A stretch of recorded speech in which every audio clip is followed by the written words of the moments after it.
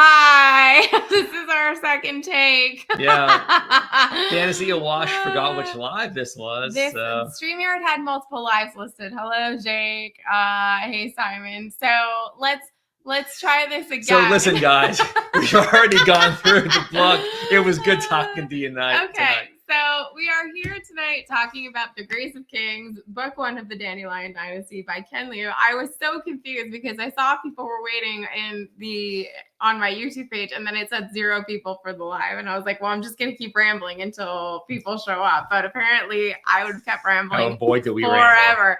So now that people actually are here, hey, Matt, do you want to give your rating for Grace of Kings? My rating, I would say it's a 3 out of 5.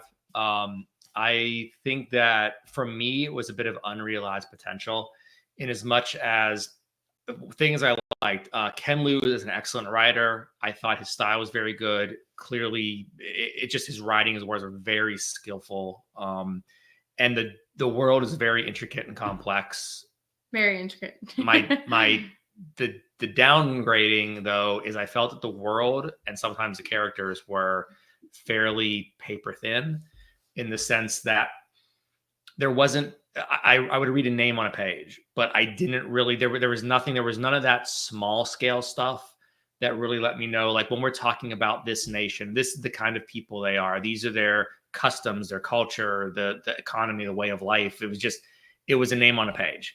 And so because it read like a history book and I didn't really have a grounding in the world of which the history is being told, I found myself sometimes losing steam. Okay. And the characters, I thought there were vignettes where the character building was excellent. I just wish there was much more of that. Okay. So I would say I want to read the second book. I liked this one. I just felt that it needed much more fleshing out. So I would give it a 3 out of 5. I am higher than you. I can't.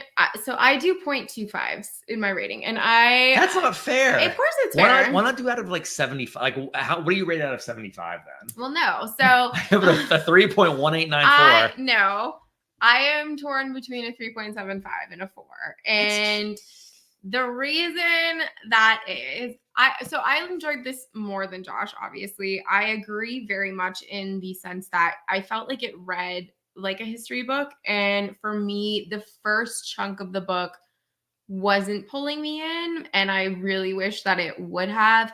Yes, decimals. See, thanks, Jake.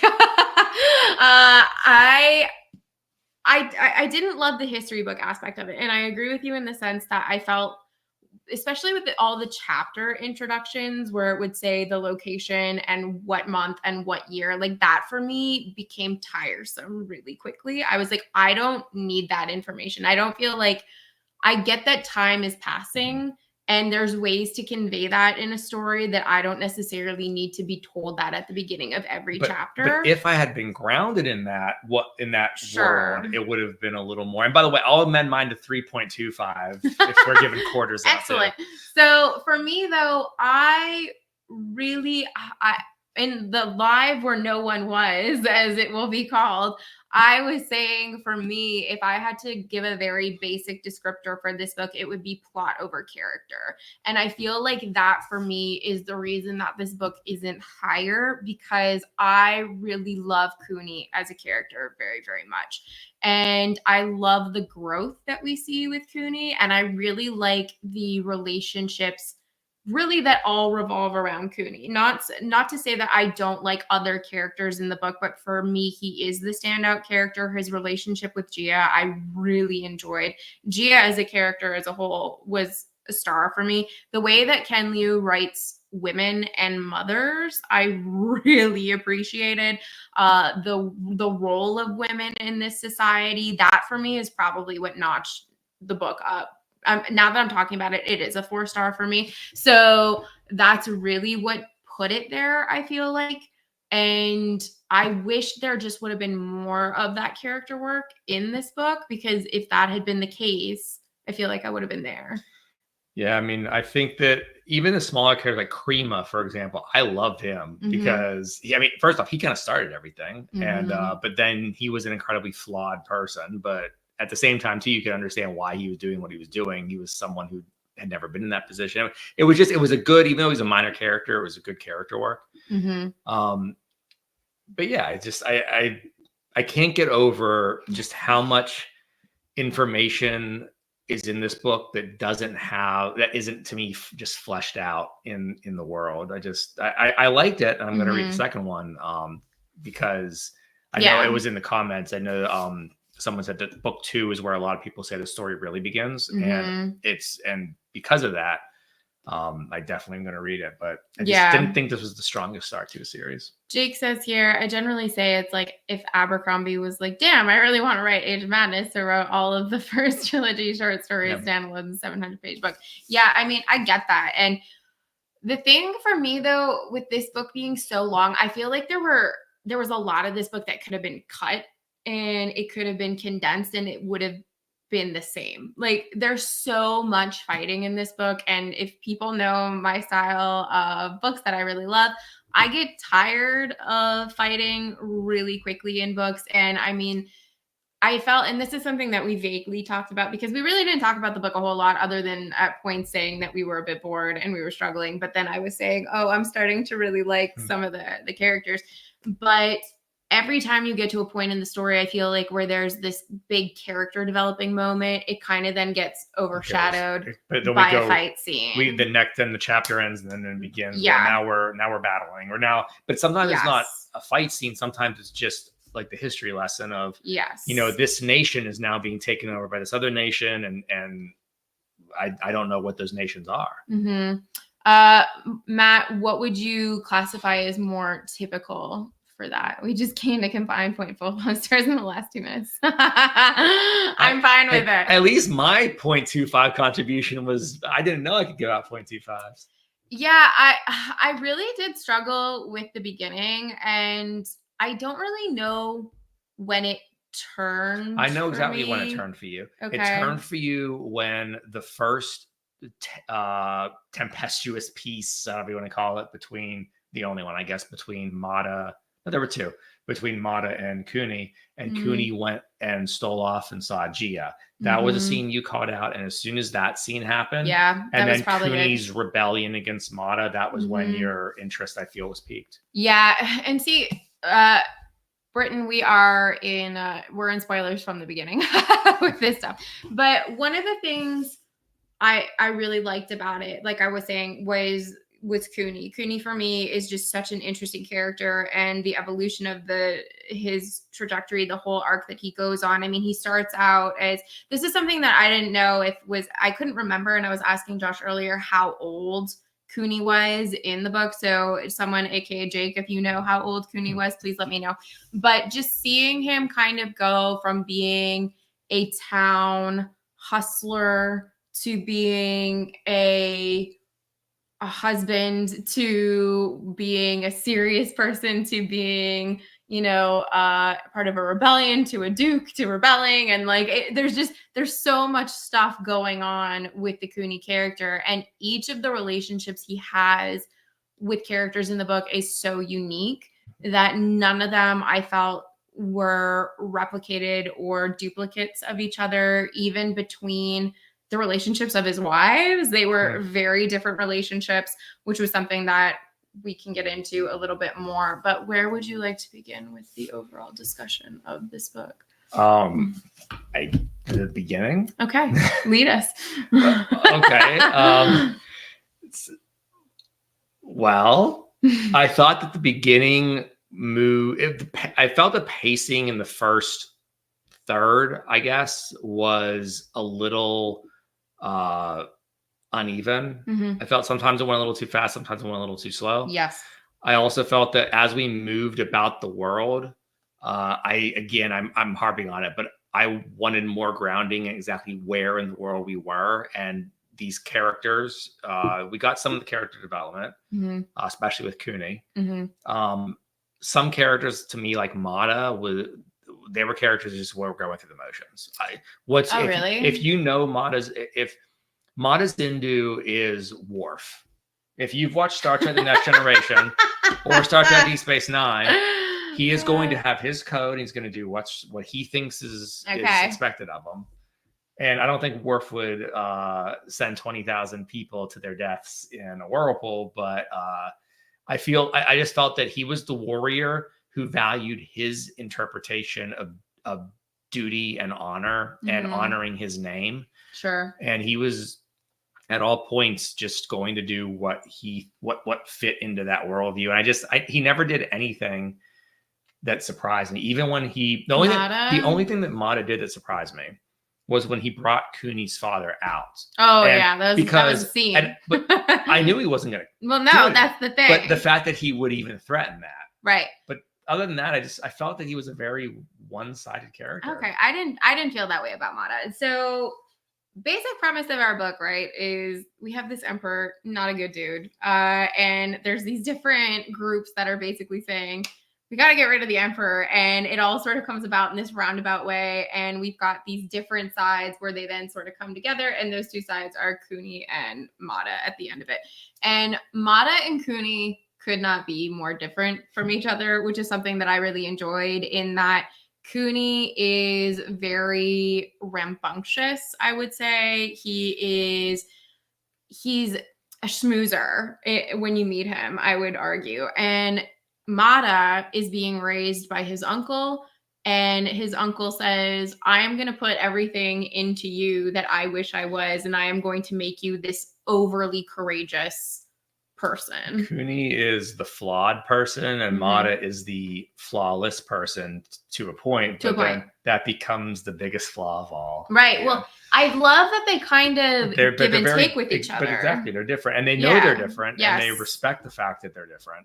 And they have different strengths. Mata is going to smash people, and Cooney's going to think about how best to attack a situation. Well, not only that, I feel like Mata makes Cooney more courageous, and Cooney makes Mata just a better person, basically. Because I think that when they're separate, you can see how they approach situations. Mata sacked that one city when Cooney was there, and he did. Yeah. I mean, you're going to lean into your base instincts, I feel like, at certain points, but I mean, I'm not between the two. I think it's pretty clear that Cooney is the better person, but even that, that's the thing too. I don't feel like there is an overarching roundabout good person in this which book. Is good. That is it's nice when you don't have the paladin in front of the book.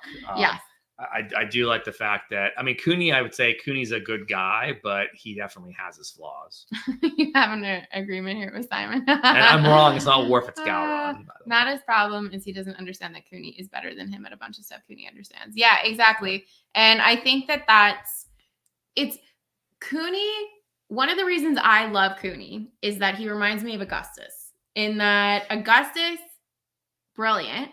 Cooney's very smart, not as smart as Augustus is, but Cooney knows that he is not the best at everything, and he can't be the best at everything. So what Cooney does is he goes out and he accumulates the people that are the best at everything. And that is a very Augustus thing to do. So I love that about Cooney. And I think that it's what makes him a more relatable character, is that he's not someone that is born into a life of privilege or, an authoritative family. Gia's family looks down upon him. Gia herself, her introduction is phenomenal. I loved it so much, where she's saying, I'm saving myself for the person that I know it's going to be. And Cooney walks in, she goes, that's him. And her parents go, no, and Cooney is someone who is having to deal with learning the rules as he's playing the game, I feel like. Whereas someone like Mata is just rigid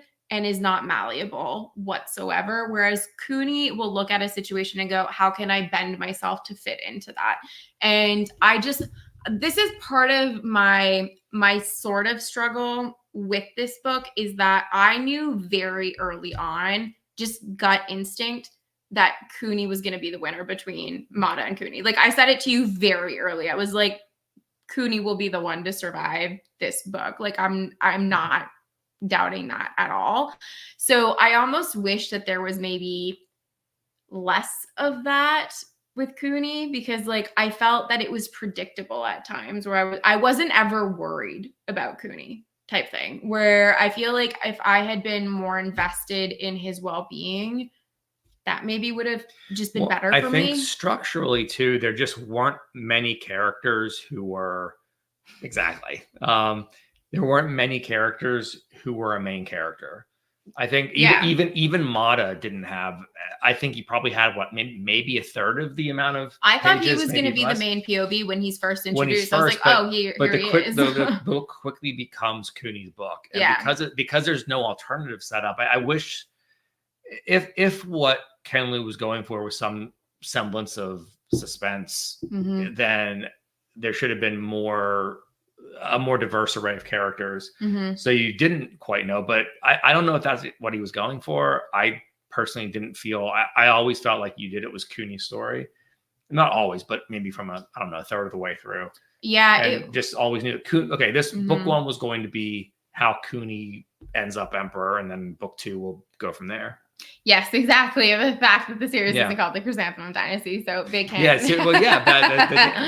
That is a big clue. But I will say, I kind of felt like a bait and switch at the beginning, where when you're introduced to Mata, I was sitting there thinking, okay, are we going to have a hero's journey revolving around Mata? Because he kind of fits the bill for what we would almost assume is our almost farm boy epic fantasy. That's what I like, that it wasn't that kind of chosen one epic that we're in spoilers. So I will thank you for being here, but you will be spoiled.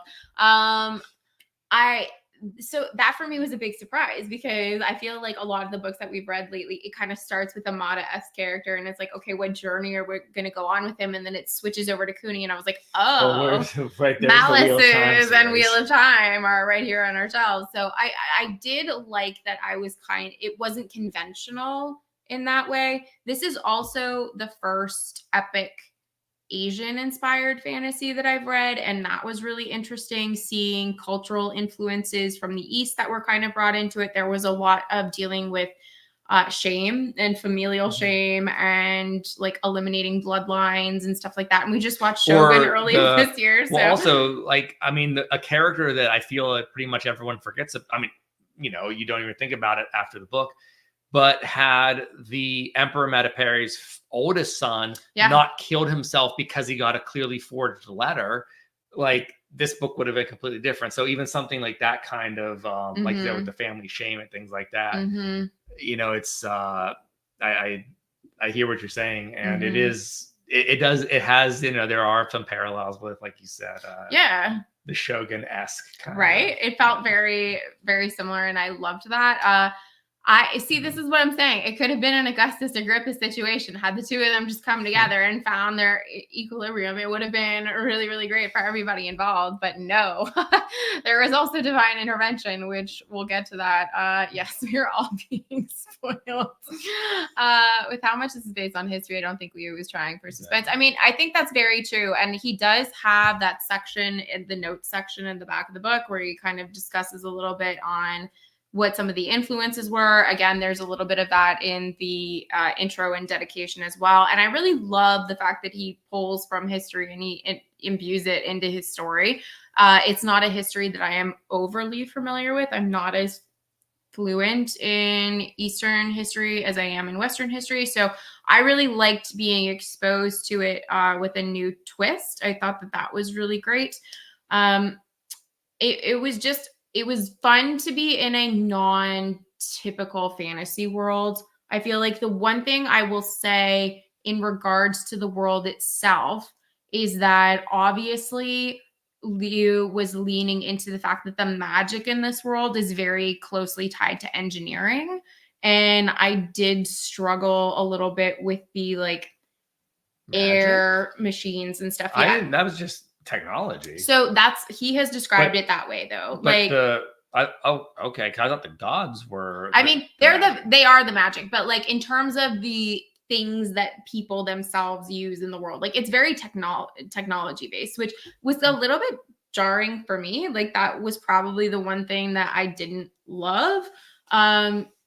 Because I found every time they were discussed, it kind of took me out of it a little bit. And then also it was related to fight scenes a lot of the time. So for me, that just wasn't something that I was super invested in as much. How about you? I mean, what's the question? What did you think of the technology in the world? I was fine with it. It was, again, something a little different. It's not your typical sword and sorcery fantasy. I thought that we did the one time the mechanical Krubins I felt was a little bit of, I got to get the plot from one island to the big island. So I'm just going to have, oh, wait a second. Lin Zidu decides he's going to develop a submarine because he's going to draw it and just make a submarine in a year.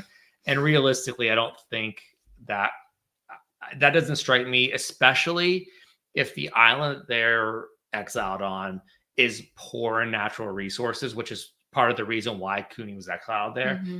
Developing the technology in, I think it was even less than a year, maybe it's about a year. It was real fast. and then making multiple big Krubins that can take thousands of troops. That struck me as a little bit of, I want to move the plot along. And other than that, though, I was fine with the use of technology. So Jake is saying I need to prepare myself for more technology in book 2. That's good to know. That is something that I will definitely prepare myself for. I think it was just because I didn't expect it. Because thinking about it in terms of, it's kind of genre bendy for me in my brain, where I think technology is more akin to sci-fi in my brain. And then I'm like, okay, but it's a fantasy. So where do they blend and meet? And I mean, Rising has that. I think it's more sci fantasy than anything else. I would say that this is more fantasy than sci, though. Well, does the technology really?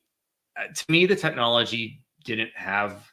Yes, I realize that the airships won a battle and the Krubins transported troops, but in the end, I feel like the technology was just secondary to the story. I didn't feel it was really a driving force, so I didn't think too much of it. In terms of it, I was fine with it. Mm-hmm. So in regards to the gods themselves and immortal influence, I guess, this was something that I wasn't expecting in the book. Like, I knew nothing about this book going into it, so that was a surprise. And I mean, we also then read Spear Cuts Through Water, which has like lore and gods and all that kind of stuff. But it kind of, for me, Iliad-esque vibes, where you have gods that are directly influencing these two factions that are fighting and demanding sacrifice and all that kind of stuff. Like the sacrifice on the sea. That was one of the other things that I called out to, because I was like, that's a lot of people. Like, 20,000 people, that is a lot of people.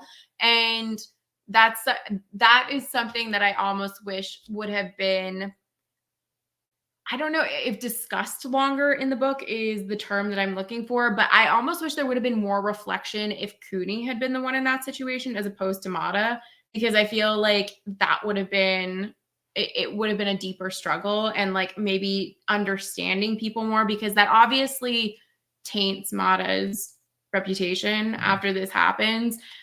But simultaneously, you look at it and you're like, there's reasons. So it just felt very layered and complicated. And of course, the gods are meant to do that. Okay, there you go. So that makes perfect sense. Well, good, because I was sort of, it really did feel, for me, I mean, I've read the Iliad, but for me, it went back to Jason and the Argonauts from like 1963 or whatever that movie was. Which is spectacular. But the little scenes of the gods in Olympus looking down upon, that was what I got when I was reading this. But it really did have, like you said, like Jake said, it was, and apparently what Ken Liu said, it was definitely, I was getting the Iliad vibes. Yeah. So did you feel like, similarities wise, there was anything else that it kind of made you think of when you were reading this?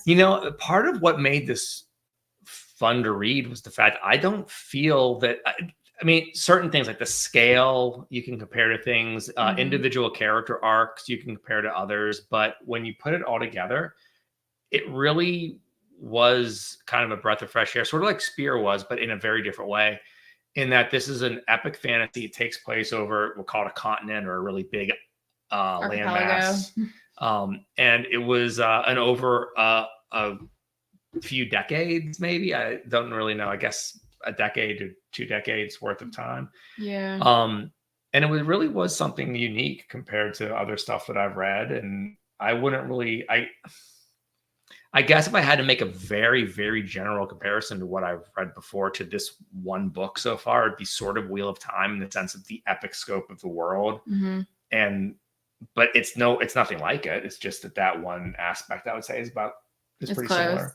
Yeah, for me, other than the Iliad, there wasn't a lot. I was like, this is definitely feeling like the Iliad here. But again, I did like that just because it felt more refreshing than not, which the beginning I feel like felt more like your typical beginning to an epic fantasy, especially when you get that Mata chapter where I was like, okay, here we go. When he picks out and names the weapons. Yeah, stuff, you know, like that's kind of the vibe that you're getting. But no, I was surprised and I was so happy because if this was going to be another Farm Boy fantasy, I was out. I couldn't do it.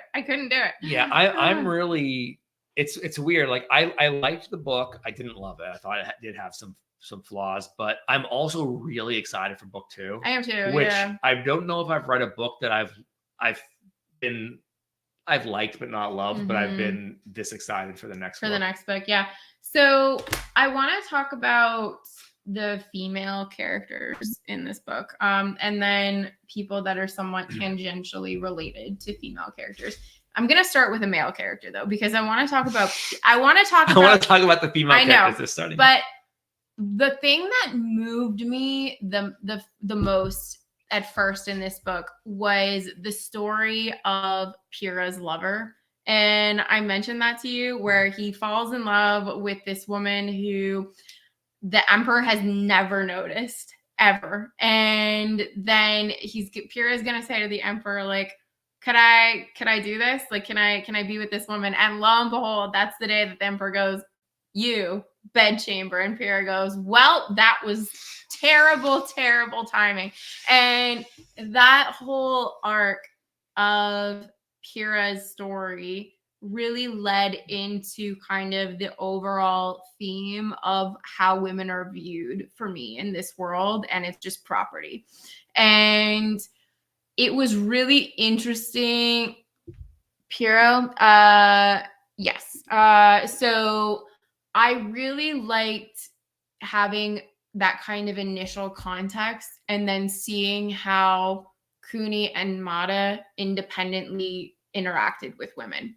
Because Cooney's relationship with Gia is probably one of my favorite relationships in fantasy that I have read, like outside of a romantasy, because that's the point of romantasy. But I loved that you had two people who were younger that came together, were very idealistic, and said, we're always going to make the most interesting decision. Like we're going to do that collectively. And Gia knows when she signs up to be with Cooney that this is going to not be the easiest life, but it is going to be the most interesting life. And it is going to yield a better outcome of every other possible outcome.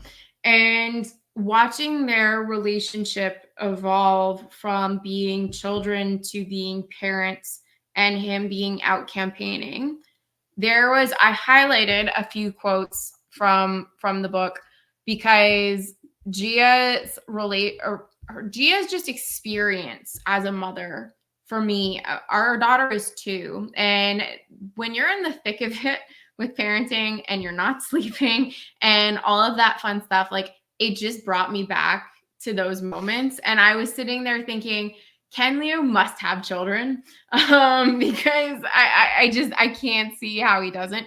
But specifically, there was a quote that said, in a few hours, she had to get up again and smile and keep up a stream of cheerful chatter all day.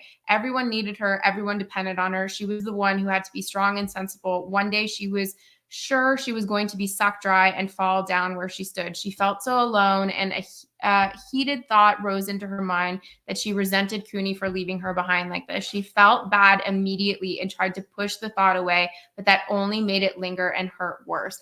And I was sitting there thinking, how often do we get a fantasy series where, of course, more often than not, the male characters or protagonists are going on this epic journey, and we don't really hear about the family that's left behind, like we never really hear about them. And I like also the fact that they're a bit older at this point. They're established. They have a relationship. They have children. And because he is an authoritative figure, she is by extension an authoritative figure. And she's not only having to put on the presentation of mom and be available to her children all the time, but she's also having to do that for the people around them. Well, yeah, because eventually she is, she knows full well that she's a hostage, and Mata's keeping her there, and so she needs to put on and she's already met with Cooney and is getting letters from him in secret. So she's also wearing that hat of having to put on the play acting when she's outside of her house. Yes, and just the dynamic of her relationship with Cooney, and then the fact that she herself says, I need to do something for myself, and decides in that moment that thing is to have an affair. I was like, good for you, Gia. Like, good for you. Cooney's been gone forever, and at that point is having like his harem moment. And Gia's like, this is what needs to be done. And as I said to Josh, she picked the perfect time because she was already pregnant, because it was like Cooney would just look at her and she would conceive all the time. Like the girlfriend felt like she was constantly pregnant. And I loved watching their relationship evolve over the book and just seeing how Gia makes decisions for herself. Like she goes, I need a companion. So that's when Soto comes into the picture, and that dynamic is so interesting. And then we learn later, of course, that Soto is the aunt of Mata. And I like the connectedness of a lot of the relationships that we got in the book, but the female characters for me are just top tier, even though like Cooney is still probably my favorite character from this book, but collectively with Gia, it is just so outstanding. And it's so different from his relationship with Rosanna. It's so different. And I just thought that was really wonderfully written, especially based on the fact that Gia initially is saying, if we want Mata to think that you're settling in here and everything is going well, like you have to take another wife. Like this is what needs to happen. And that there's going to be jealousy there. And like, as the reader, when you're looking at this going, two different moms, two different sets of children and bloodlines, but they all come back to one king. I feel like this will be problematic. I've read George Martin. I know where this is going to go. It's going to be a Blackfire rebellion. Read history. Exactly.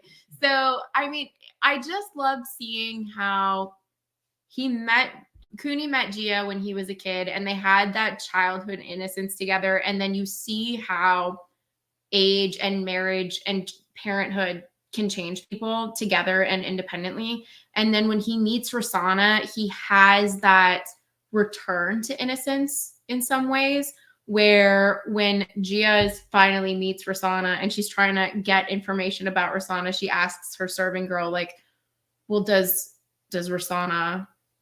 Cooney laugh with Rosanna? Like, I've heard he never laughs. And she goes, oh no, like they laugh, they sing, they play music. And you see Gia lamenting the relationship that they had collectively, but also simultaneously it shows you how Cooney is compartmentalizing parts of himself with each of the people he has in his life. And I feel like that doesn't only limit itself to his wives, but to everyone in his life. Like he has a very specific relationship with Mata or with Kogu. It's unique, which I really liked. Yeah. Do you have anything else to add about that? Because I've talked about the women quite a bit. I mean, there's Princess Kikomi. Oh, Kikomi, yes. So Simon had a question about that. I'm so sorry. So there's Princess Kikomi, it was interesting the position she was put in. Oh, it was awful. But she was successful in the sense that she was tasked under threat with bringing down the Zindus. And by killing Finn, who was the last rudder on the speedboat that was Mata, the thing is, Finn was similar to Cooney in the sense of, I feel like he was more pragmatic and he had a little more view of the big picture. And without him, and then of course Cooney was out of the picture by that point. Mata had no one to steer him, and he was just going to do his Gowron thing and do what he thought was not just right, but what he thought was expected of his station. His station being the station he gave himself. So it was, but so she kind of tangentially succeeded in her mission that she never wanted by killing Finn. Also, her introduction, I loved. Like, this was another moment that stood out for me in the book, because so often society looks at a woman and goes, oh, she's attractive, she must be an idiot. And like they put her in a box, and that's kind of it for her. And she says, I can be more than what society is telling me to be. And even her mother is saying, no, you cannot. Like, this is what it is. Like, settle in. This is what your life is going to be. And that's the tragedy of it. And that's it. She ended up, because she was attractive. Yep. That's why she was sent. That's why I can't. Karama. I forget the guy's name who sent her. I can't remember. The general who was really good.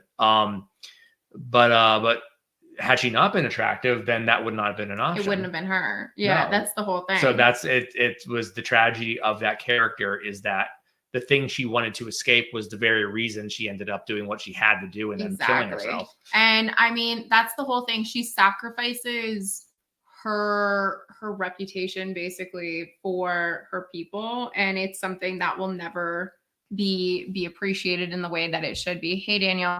And I really loved her character. And I mean, I wish we would have had longer with her in the book, or more of her POV. I would have liked it. I feel like this is kind of where I'm saying, like, the book could have been a higher rating for me if we had maybe cut back a little bit on fight scenes, and we had maybe given her a couple more POVs and stuff like that. I just feel like for me, that would have made the read a more enriching experience. But honestly, the women and Jin is then, or Gin, according to Michael Kramer in the audiobook, was such an interesting character. And again, it comes back to how Cooney deals with women. And it's amazing. And that's what saves Cooney too, is because he treated her with respect and gave her, when she started accumulating power, he didn't try to take that away. I mean, he was political about it. Like, he kind of said, okay, well, I'll give you this power base away from your existing one and stuff. But twice she was tempted to betray him, and twice she didn't. Yeah. Because she knew that she was being treated with respect by him.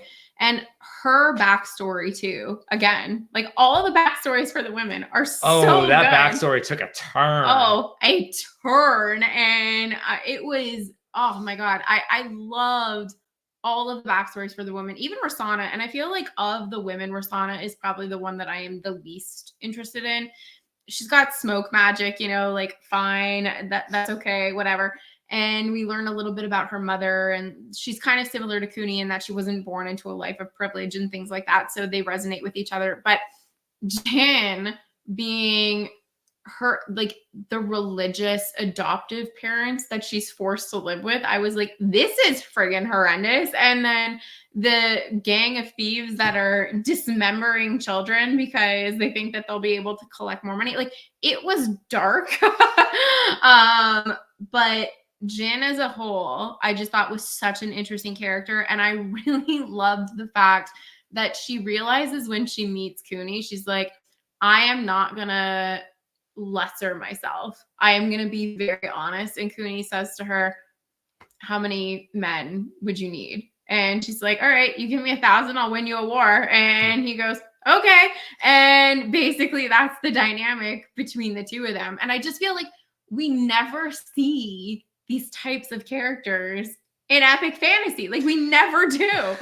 Well, speaking of unrealized potential, I mean, like, we brought up Wheel of Time, and not to get too deep into that, but the female characters in that, this is everything those characters should have been. Exactly. And I mean, in some cases, obviously, you still deal with the societal constraints and frustrations that are allocated to women. Specifically, I feel like with Gia and Soto, but the way that they are written is just so compelling. I found it so interesting. I highlighted a bunch of other stuff that Gia wrote, or Gia said in the book, not that Gia wrote because Ken wrote it, but about Gia.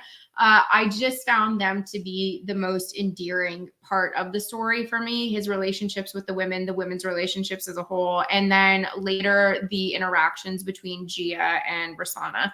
Obviously, the polygamy aspect of the story is a little bit interesting. It's not my favorite trope, but it will, I think, prove to be an interesting dynamic going forward. So that's the thing. I think that that's going to be a really interesting also thing too, when there is the polygamy aspect in a book, a lot of times, because we're focused on the man, the female's emotions and the female's power plays and all that stuff is sort of pushed to the side. Whereas this, I feel like we have a very clear picture of how these two act around each other and think about each other, and the potential plans within plans that are going to be manifesting later in the series. For sure. So what would you say is the thing that you liked best about the book? I like that the book was able to subvert my expectations without the stereotypical like superhero movie. Oh, look, suddenly, She-Hulk or whatever is flying in on an Iron Man. But like to do it in a natural way that's fair to the reader, but to take me on a story that goes places where I knew Cooney was going to be the main character. Putting that aside, how he got to the end and the people that are presented there, like Jin and Gia, and a few others, Krima even. I really like Krima, even though he was a complete jerk.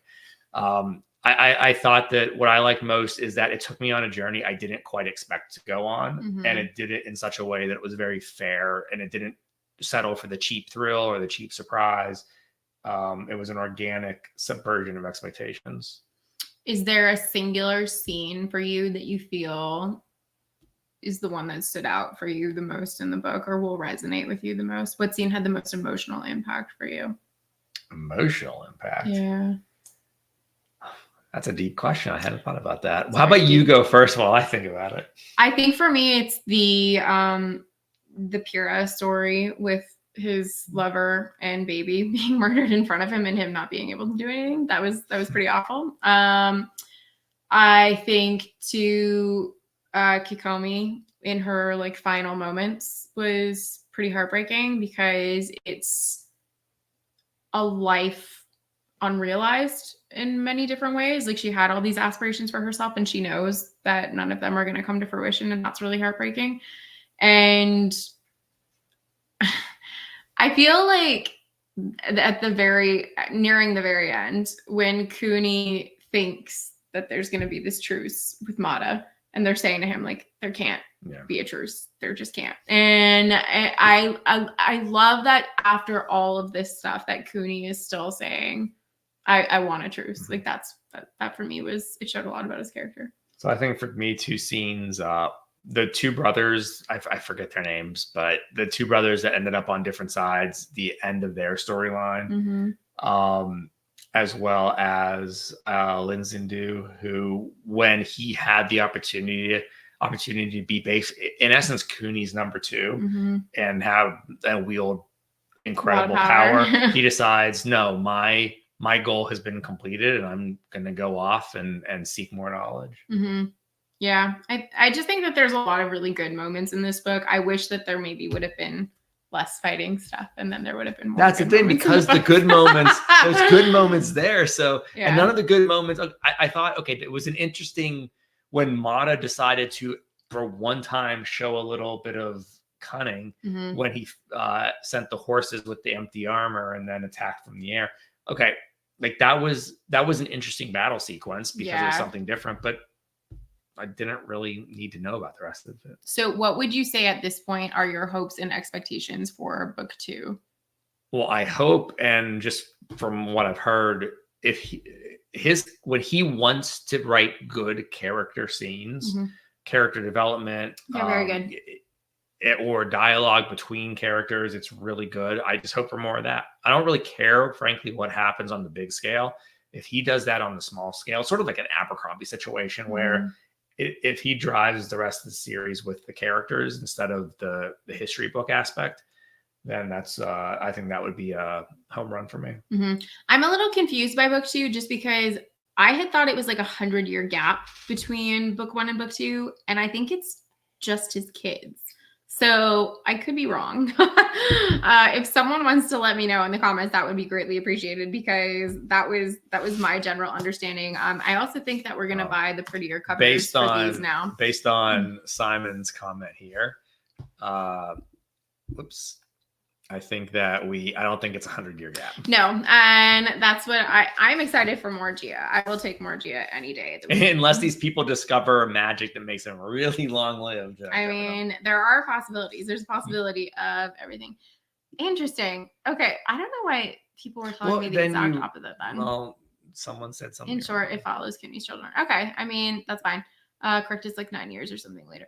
Cool. All right. That's very doable for me. But I am generally really excited to read book 2. I'd say it's one of the few books in a while that I've been excited to read a book 2. And I feel like a lot of the time book 2s are there to build upon what we have established in book 1. There is a lot that has been established in this book 1. So I'm hoping that it's more centralized, and that it's in fewer places maybe, so we can get rooted a little bit more and know the world a little bit more, because I agree, and that I felt it felt a little shallow at points. Well, and that's the thing, when we're all the names with the nations and stuff, there was nothing that really, other than the name, there was nothing that really separated them. Whereas okay, Ragdoll Wheel of Time, now I'll give Wheel of Time credit, the nations, and granted it's 14 books, so you can set up a lot more than you can in just one book, right. But nations, you knew their customs, you knew their fashion, you knew their religion, you knew their economic, social stuff, all that. And then neighboring nations shared a lot of similarities, whereas ones far away from each other were very different. But it felt like a living world, whereas this didn't feel like a living world to me. So I hope that changes in book 2. Yeah, I am generally quite excited. I don't know when I'm going to jump into book 2, maybe next month. I don't know. But I feel like I will probably read those slower than I read this one, because I finished this today. So all in all, though, I would say that Grace of Kings was a very good first experience with Ken Liu. I hadn't read anything by him before. I know a lot of people start with Paper Menagerie and then they jump into Dandelion Dynasty. I'm happy with that. I've been hopeful that will be the case. The main hang up for me, I think, for this is that I have history degrees and I don't want to read fantasy and feel like I'm reading a textbook. And I felt like the first little bit of that was this. And then as soon as we started getting to know the characters more, it felt a lot less like that. So yes, Pete, we've been talking about Grace of Kings for the last 47 minutes, but you were on with Alan. So here we are. But I am excited to see where the rest of the series is going. I am hopeful for it. All in all, I would say good start, solid-ish book 1. Yeah, I would. And again, it's a weird dynamic where I didn't love the book, but I really am excited for book 2. Yeah, that's the thing. It does feel like a very long prologue.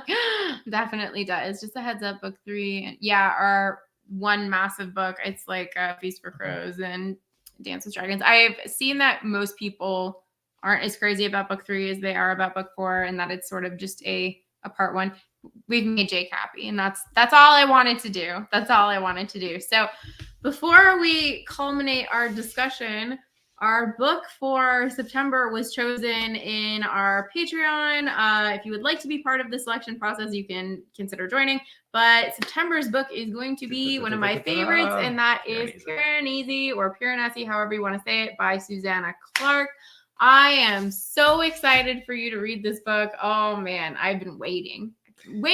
She's been wanting me to read it for a year and a half or so since you read it. Yes. So I'm looking forward to it. As soon as I'm through Joe Abercrombie's short story book, Sharp Ends, I will be beginning Piranesi. Yes, Matt, exactly. Piranesi is so good. Is she reading it? That's good. Yeah, that's awesome. So this was one of my top 5 books last year. I freaking love this book. This is such an atmospheric book. I am so excited. Yes, I am excited. I'm so ready for you to read this book. I don't know if Josh is going to like it, but I don't care because I'm excited for him to read it. I hope you love it. Well, I know it's different. It is different. And I think I'm just going to like I like the idea of reading something different. It's so beautiful. And this is like $12. It's a steal, this book. It's gorgeous. I love everything about it. And yeah, even if you don't like it, it's short. That's the thing. We have had several long books for the last few months. Yes. And then where's Malice? Malice was like this. Exactly. Would you say the beauty of this live stream is endless? It's exactly. I would say those things. But I knew very little about this book when I read it. I have not said much to you about it other than it is probably one of the most atmospheric books that I have read. It is a book that stuck with me in a very profound way after I read it. Were you dreaming? I remember you telling me you dreamt about it for like 3 weeks. Yeah, after I read it. It was just, I've never had another book like that. And I'm going to reread it. And I'm really excited to see how it reads on a reread now that you kind of know the mystery behind it. But it's best not to know anything. I would agree with Piranesi, especially. It's one of those things that's best experience going in blind. So it's going to be so exciting. I am so jazzed. What do you think about reading Piranesi? Well, I do like that it's short. Yes. I like that it's short. I'm looking forward to it. I know I've been wanting, based on your recommendation, I've been wanting to read it for a while, but hadn't been in the mood. So now I'm forced to be in the mood. Now he is forced. But like I said, we will be voting for our October book pretty soon. So if you're interested in participating in the voting process, you can consider joining our Patreon. We have a fun Discord where you can come hang out with us and chat about the book as you read it. All in all, I would say that Grace of Kings was a success for us. So we're 2 out of 3. We're 2 out of 3 so far. I have a feeling, well, I already know I will be 3 out of 4, but I don't know if Josh will be, but I am very excited to reread this. Any final thoughts on Grace of Kings / 4 thoughts on looking forward to Piranesi. Looking forward to book 2 of Grace of Kings, which I don't know the name of. Dandelion Dynasty. Book 2 of Dandelion Dynasty, I'll say. Yeah. Because I don't remember the name of book 2. I think is it Veiled Throne? Is that book 2? Can someone confirm with me if Veiled Throne is book 2 of Dandelion Dynasty? But I am very excited. It is nice to have a series to kind of, or Wall of Storms. There we go. Thank you all. I am excited to have a series to look forward to reading in the next little bit. That's a bigger series. Veiled Throne is number 3. Okay, there we go. And then Speaking Bones, is number 4. So yeah, all in all, good month. It'll be a good month next month. But thank you all so much for joining us. I'm sorry we were a couple minutes late and my going into the I opened the Pure and Easy chat because I made it earlier today and it's going to now be sitting on my live tab for the channel. But once again, thank you so much for coming hang out with us. I hope that you enjoyed our conversation. If you did, feel free to give us a like and subscribe. Like I said, if you want to come hang out in Discord and chat with us about books, consider joining the Patreon. The link for all of that stuff should be in the box down below. If not, I will go ahead and I will add it. But that is all from us on our end, I think, unless you have any final words. I'm good.